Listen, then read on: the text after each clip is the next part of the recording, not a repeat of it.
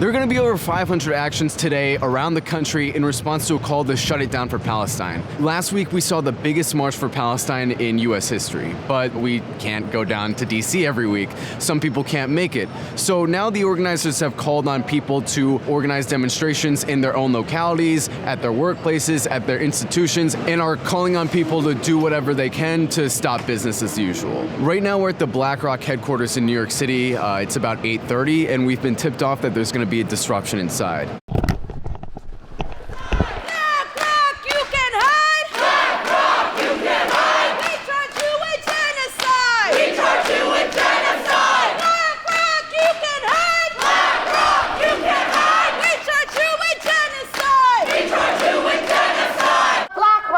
An $8.6 trillion investment company, one of the largest asset managers in the world. BlackRock has billion-dollar investments in the top 5 weapons manufacturers in the world.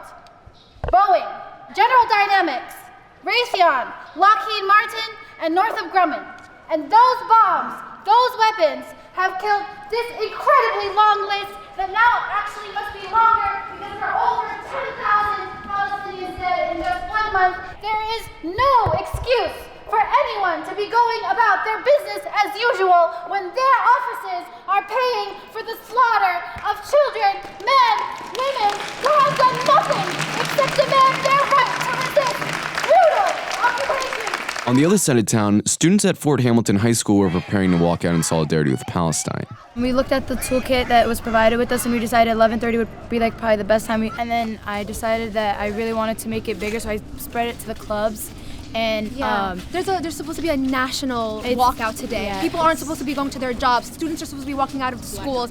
It's not just our school. It's supposed to be a national thing. So that's how we first heard of it, and then we brought it to our school. Honestly, we were handing out posters and lunch. We were just trying to get as many people to help on as we could. We were getting everyone who had Instagram, anyone who had any sort of social media to just like post about it so that we can get as many people to come 11:30, like 6th period. When the conflict with Ukraine happened, our school was so supportive. We had posters all over the hallways. People were able to talk about it. People were able to talk about it. And we had charity. But suddenly, when we want to raise money for people in Gaza, for children in Gaza, they're villainized. It's a religious issue. We're going to offend the other side. Just because I'm not from Palestine, just because I'm not from the region, does not mean I can't show my support for it. You won't find any of the true answers, any of the real experiences from people there in Western media. You need to look elsewhere. Some of the high schools that didn't walk out spent their lunches phone banking Congress. Over at the Columbia School of Social Work, students were holding a sit-in in solidarity with Palestine.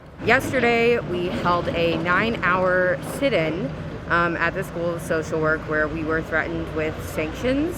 And today, we're here because it is part of the Shut It Down for Palestine movement that's happening all across the world today.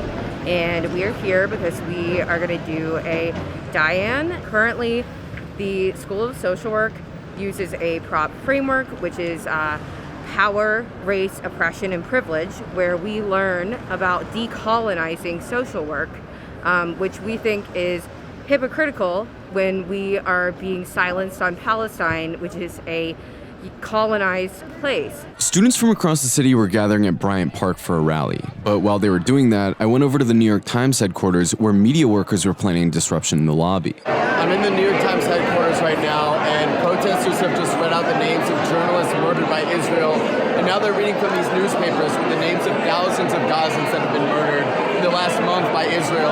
And as you can see behind me, they are completely occupying the lobby, and they're also joined by protesters outside that are supporting them. During the disruption, we spoke to one of the organizers, Ari Brostoff, a senior editor at Jewish Currents magazine. When we see the newspaper of record doing an abysmal job at their own job, then we as their colleagues have to stand up and say that. Eventually, the police were called, but the protesters kept reading names anyway. The NYPD Strategic Response Group is behind me. They're the arrest teams of the NYPD. And the protesters here have been reading off the names of Gazans killed by Israel, starting with the youngest. And right now, 45 minutes in, they're at 4-year-olds. While all this was happening, the march at Bryant Park had grown to well over 10,000 protesters and was headed to the New York Times headquarters.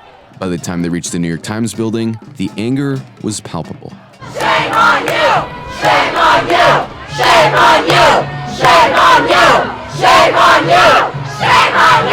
This was probably the most active day of protests in New York City since the beginning of Israel's massacre, but it doesn't even begin to capture the full scope of November 9th. Actions were held in every major city across the country. There was a protest at Debbie Stabenow's office in Detroit, a walkout at the University of Georgia, a picket in front of Textron, a military contractor in Providence, a protest outside of Congressman Deborah Ross's office in Raleigh, walkouts in Pittsburgh, a walkout in Tucson, the complete shutdown of the federal building in San Francisco. Activists in D.C. surrounded the State Department. Boston crashed a fundraiser for Kamala Harris. New Jersey occupied Cory Booker's office. Healthcare workers in Philly had a die-in at City Hall. Cleveland shut it down. Denver shut the state capitol building down. Atlanta had an overnight sit-in at the Israeli consulate. Veterans occupied congressional offices. One of Senator Elizabeth Warren's constituents, who's lost family in Gaza, confronted her while she was at dinner. Code Pink even disrupted Joe Biden, and that was just the US. Internationally, there were actions in Italy, Morocco, El Salvador, Canada, Japan. In total, there were 600 actions that took place worldwide in one day. In the last few weeks, I've heard a lot of people say they feel powerless to do anything about Israel's massacre. But nothing could be further from the truth. Israel's war machine relies entirely on a litany of institutions outside of its borders.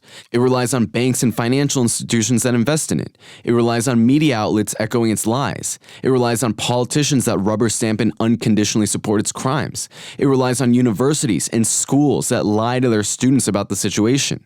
It even relies on restaurants and coffee shops and actors and musicians to give it cultural cover to make people think people actually support it.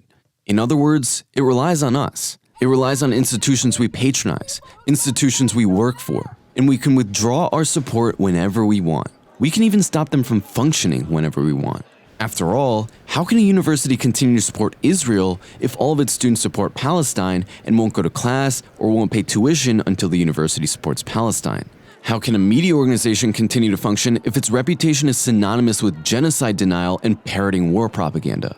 How could a politician hope to get reelected if they get heckled and mocked and laughed out of every room they step in? And that's what this Global Day of Action shows, that this is all actually completely in our hands, and that when we all act together on the same day, in the same coordinated fashion, our fear melts away, and the things we once thought were impossible no longer seem so far away. In many ways, it feels like this latest Israeli massacre has actually awoken a sleeping giant. The November 9th call to action was issued to disrupt business as usual, and another day of action is already being planned for November 17th. The question of what happens next is no longer just in the hands of governments. The question of what happens next won't be decided for us by some outside force. What happens next depends entirely on us, and whether or not we finally decide that we've had enough with business as usual.